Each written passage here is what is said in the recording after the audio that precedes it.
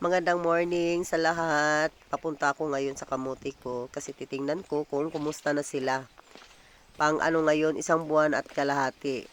Yan. Yan ang makalumang kamuti ko. Hinayaan ko na lang nagagapang sila dyan. Kasi bakante pa naman. Why not coconut, diba? At saka yung talbos in fairness ginugulay namin yan.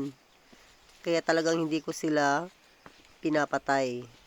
Yan, may cauliflower din ako, bagong tanim Yan, dito ako ngayon nakapokus. Yang kamuti na yan, alam niyo kung ano yung laman niya. Yung pinakalaman niya, purple yung balat, ang laman. Yung pinakaloob niya, orange. At saka guys, hindi lang ganyan guys, napakatamis talaga.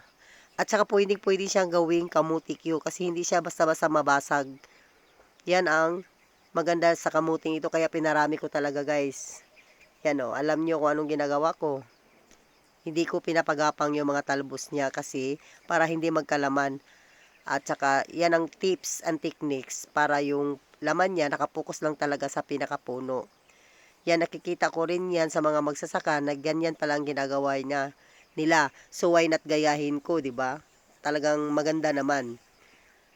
Yan, pinaparami ko talaga yan sila kasi ang sarap. Tsaka alam nyo ba, ang daming health benefits kaya ng kamuti. So, simula nga ngayon, talagang tanim ako ng tanim ng kamuti. Yan lang guys. Salamat.